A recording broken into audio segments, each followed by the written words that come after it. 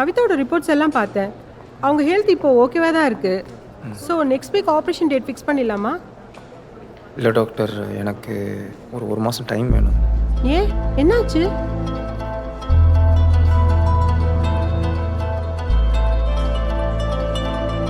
நகை மற்றும் பணத்தை கொள்ளையடித்தனர். இந்த தகவலை அறிந்த கணவன் தற்கொலை. விசாரணை முழுவதும் முடிந்த பின் முழு தகவலையும் சொல்கிறோம் என இன்ஸ்பெக்டர் துரைசாமி கூறினார். இல்லை யார் கேட்டான்? திருநவனா இல்லை போதையில் இருந்தவனா? என்ன வாழ்க்கடா மணி இது? கல்யாணத்து வரைக்கும் இருக்கிறத வச்சு வாங்கணும். இப்போ எவ்வளோ சம்பாதிச்சாலும் பற்ற மாட்டேங்குது. நான் என்ன தான்டா பண்ணுவேன்? டியூட்டி முடித்து வீட்டுக்கு போனால் மளிகை ஜாமான் வாங்கணும், பால் வாங்கணும், கவிதா அப்பாவுக்கு மாத்திரை வாங்கணும், அம்மாவுக்கு ட்ரீட்மெண்ட்டு, அக்கா குழந்தைக்கு அது இதுன்னு. இப்போ கவிதா கண் ஆப்ரேஷன் 8 லட்ச ரூபா, என் காருக்கு 35,000 ரூபா, வீட்டு வாடகை, இபி பில்லு, இதெல்லாம் போகாததுக்கு வேலையும் போச்சு. எனக்கு மட்டும் ஏன்டா இப்படி நடக்குது? விடுமச்சி, எல்லாம் சரியாயிடும். லைஃப்னா அப்படி தான். ஆனால் நம்ம லைஃப் ஏன்டா அப்படி ஆயிடுச்சு? மாதா பிதா குரு தெய்வம் பணம். பணம் இல்லைன்னா பெற்றவங்களுக்கு கூட நம்ம பாரமாக போயிடுவோம். உண்மைடா. குரு படிக்கும் போது ஸ்கூல் ஃபீஸ் கட்டலாம், எல்லோரும் முன்னாடி நம்மளை அசிங்கப்படுத்துவாங்க. சரி, கடவுள்கிட்ட போய் கேட்கலான்னு கோயிலுக்கு போனால் அங்கே பூசாரி தட்டில் 5 ரூபா போட்டால் கை கூட படாமல் விபூதியை போடுறாங்க. அதே 500 ரூபா போட்டால் அவன் கழுத்துக்கு மாலை. கீழ் ஜாதிக்காரங்கிட்ட இருக்க 100 ரூபா மேல் ஜாதிக்காரங்கிட்ட போச்சுன்னா தூக்கியா போடுறான். இல்லை, ஏன்னா பணம். இங்கே பணம் தான் எல்லாமே. பணத்துக்கு ஜாதி மதம்லாம் கிடையாது. இங்கே செத்தவன் நெத்தியில் இருக்க 1 ரூபா கூட யாரோ ஒருத்தன் சாப்பிட்ற அரிசியில் அவன் பேர் எழுதிருக்கு மணி. இந்த அரி முட்டா பைய வீட்டில் பணம் இருக்கும்ல, அவன் என்னடா முட்டா பையன்? நல்ல பையன் தான்டா. நல்லவங்களை இந்த சமூகம் முட்டாள் தான்டா சொல்லுது. அவன்கிட்ட கடன் கேட்க போறியா?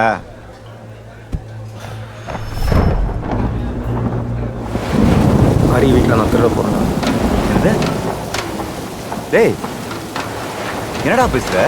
உனக்கு தான் ஆச்சுன்னா கவிதா வாழ்க்கை என்ன அவனு யோசிச்சு பார்த்தியா? இப்பெல்லாம் பேசாதடா. அப்பயும் இப்பயும் ஒரே விஷயந்தான் மணி, குடும்பத்துக்காக. நீ ஒன்றும் பயப்படாத. அரி கூட இருக்கும்போது நான் இதை பண்ணுறேன்.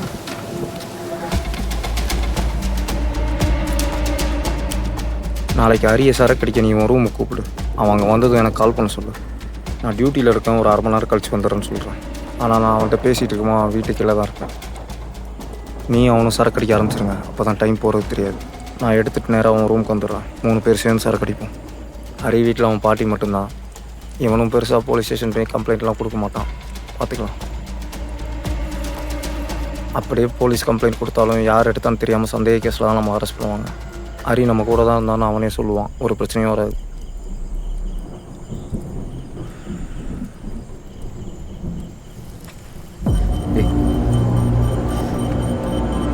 சொல்லு. இல்லை பரவாயில்ல சொல்லு. உனக்கு எப்படின்னு தெரியல, ஆனால் எனக்கு கடவுளில் விதியை நினச்சா ரொம்ப பயமாக இருக்குடா. சாமிக்கே பயந்து லஞ்சம் கொடுக்குற கூட்டம் தானடா நம்மலாம். அப்புறம் மற்ற இடத்துல மட்டும் எப்படி ஒழுங்காக இருப்போம்? நீ அரியை மட்டும் போடாமல் பார்த்துக்கோ. நான் வந்து பேசிவிட்டு அடுத்த நாள் காலையில் அவனை வீட்டில் விட்டுறேன். பிளான்லாம் நல்லா தான் போடுற. இந்த வாட்டி எடுக்கிற நகையோ இல்லை பணமோ எனக்கு உடனே பாதி பிரித்து கொடுத்துறியா? சரி வா போகலாம்.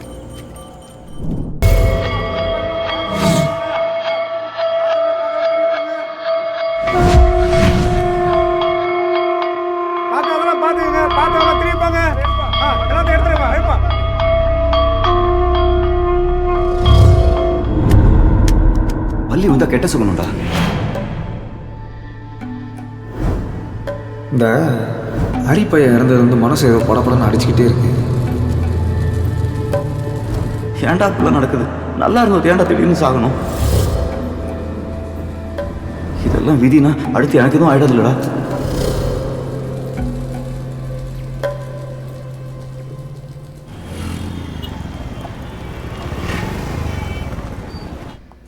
சரவணன், இங்க வாங்க.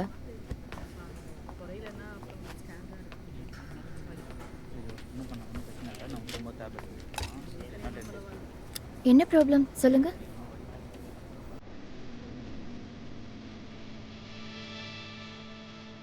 கொஞ்சம் வெயிட் பண்ணுங்க, டாக்டர் பார்க்கலாம்.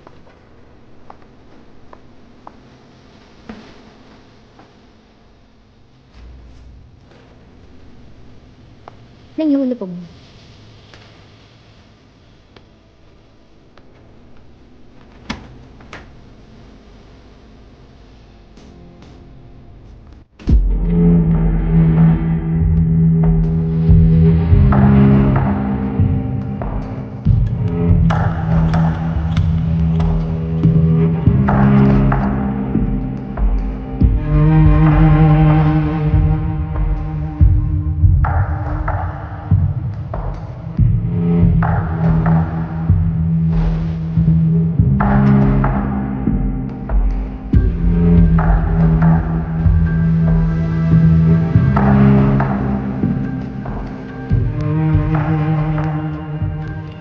என்ன ஏதோ யோசிச்சுட்டே இருக்கிறீங்க?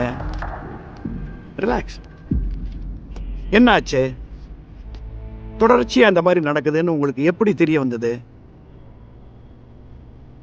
இல்லை டாக்டர், ஒரு வருஷத்துக்கு முன்னாடி எங்கள் அக்கா ஒருத்தரை லவ் பண்ணி ஓடி போயிட்டா. அதை கேட்டு எங்கள் அப்பா இறந்து போயிட்டாரு. நான் சென்னைக்கு வந்த உடனே என் ஹவுஸ் ஓனர் அக்கா 22 வருஷத்துக்கு முன்னாடி இப்படி ஒருத்தரை லவ் பண்ணி ஓடி போனதாகவும் அதை கேட்டு அவங்க அப்பா இறந்து போனதாகவும் சொன்னாங்க. நான் எப்படி என் அக்காவை பார்த்துட்ருக்கணும், அதே மாதிரி தான் அந்த அக்காவோட தம்பி தான் அவங்கள பார்த்துட்ருக்கா சொன்னாங்க. 2 குடும்பத்துலேயும் தொடர்ச்சியாக நடந்துக்கிட்டே இருக்குது. அதான் நான் ஓனர் அக்கா பொண்ணையே கல்யாணம் பண்ணிக்கிட்டேன். அப்படி கல்யாணம் பண்ணால் இந்த விதியெல்லாம் முடிஞ்சிடும்னு நினச்சேன். ஆனால் 2 நாளைக்கு முன்னாடி என் ஒய்ஃபோட அப்பா இறந்துட்டார். இந்த விதி திரும்பியும் தொடர்ந்து என் வாழ்க்கையில் நடக்குதுன்னு பயமாக இருக்கு டாக்டர்.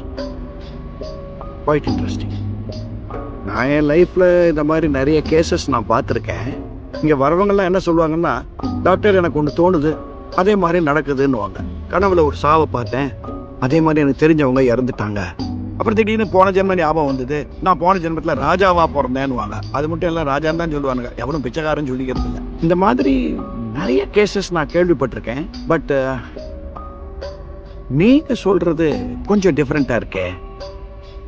அதாவது உங்களுக்கு நடக்கிறது அப்படியே இன்னொருத்தருக்கும் நடக்குது, கரெக்டா? ஆமாம் டாக்டர். சி மிஸ்டர் சரவணன், உங்களுக்கு மென்டலி ஃபிசிக்கலி ஏதாவது ப்ராப்ளம் இருந்துச்சுன்னா அதுக்கு நாங்கள் ட்ரீட்மெண்ட் தரலாம். பட் நீங்கள் சொல்கிறது சயின்ஸுக்கு அப்பாற்பட்டதாக இருக்கே. விதி கர்மா தொடருதுங்கிறீங்க. இதுக்கு நீங்கள் ஒரு சைக்காட்ரிஸ்ட் கிட்ட சொல்யூஷன் தேடுறது சரியாக வராது. டு பி ஃப்ராங்க், இதுக்கு ஒரு சொல்யூஷன் இருக்கான்னு நீங்கள் கேட்டிங்கன்னா அதுக்கே என்கிட்ட பதில் கிடையாது. ஸோ உங்கள் மனசு நம்புகிற இந்த விதி தொடர்பியல் இதை வச்சு ஏதாவது கண்டுபிடிங்களேன். நீங்கள் புக்ஸ் ஏதாவது ரெஃபர் பண்ணீங்களா? இல்லை டாக்டர், நான் நிறைய புக்ஸ் படித்து பார்த்துட்டேன். எனக்கு என்னமோ இது விதின்னு தான் தோணுது டாக்டர். அப்போ அது என்னன்னு கண்டுபிடிங்க. இப்போ அந்த பொண்ணை கல்யாணம் பண்ணதுனால தான் உங்கள் விதி மாறும்னு நம்பினீங்க இல்லையா? ஆமாம். அப்போ திரும்பவும் உங்கள் பிரச்சனைகள் தொடருதுன்னா அதை வச்சு என்னன்னு தேடி பாருங்க. மிஸ்டர் சரவணன், லைஃப்பில் எல்லாத்துக்கும் ஒரு விடை இருக்கு. இப்போ நீங்கள் இங்கே இருக்கீங்கன்றதுனால நீங்கள் என்கிட்ட சொல்கிறது எல்லாமே உண்மைன்னு நான் நம்பிட முடியுமா? ஸோ உங்கள் மனசுக்கு தான் தெரியும், அதை வச்சு கண்டுபிடிங்க. சிம்பிள்.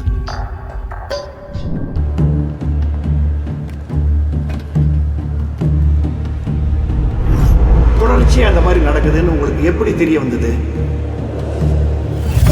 சரவணா, உங்க அக்கா தையல் கிளாஸ்க்கு போனாடு, என் கூட ஓடி போயிட்டான்னு ஊருக்குள்ள எல்லாரும் இந்த மனுஷன் என் வீட்டை விட்டுட்டு ஓடி வந்துட்டு உங்க அப்பா அதை கேட்டோன்னு நெஞ்சு வலி வந்துருச்சு. போயிட்டு உடனே எங்கள் அப்பா நெஞ்சு வலி வந்து இறந்துட்டார். நாங்கள் ஜோசியம் பார்த்த இடத்துல எனக்கு பொம்பளை பிள்ளை பிறக்குன்னு சொல்லியிருக்காங்க. மாமாவை தான் உடம்ப கொஞ்சம் பத்திரமா பார்த்துக்க சொல்லியிருக்காங்க. பாப்பாக்கு கண்ணு தெரியலையாண்டா, விஷயம் தெரிஞ்சதும் மாமாக்கு ஃபிக்ஸ் வந்துச்சுடா. தொடர்பியல்னு ஒரு விஷயம் பண்ணி ஒரே மாதிரியான சம்பவங்கள் வெவ்வேறு குடும்பத்தோட சந்ததியை ஆக்கிரமிக்கும். நகையை திருடணும்னு நான் நினச்சதுலேருந்து இப்போ வரைக்கும் என் குடும்பத்தில் என் சம்மந்தமாக நடக்கிற அத்தனை விஷயமும், ஓனர்க்கா வீட்டில் நடக்கிற அத்தனை விஷயமும் ஒரே மாதிரி இருக்குது. எண்ணம் செயல் எல்லாமே ஒரே மாதிரி தொடருது. லைஃப்பில் எல்லாத்துக்கும் ஒரு விடை இருக்குது. இப்போ நீங்கள் இங்கே இருக்கீங்கன்றதுனால நீங்கள் என்கிட்ட சொல்கிறது எல்லாமே உண்மைன்னு நான் நம்பிட முடியுமா? ஸோ உங்கள் மனசுக்கு தான் தெரியும், அதை வச்சு கண்டுபிடிங்க. சிம்பிள்.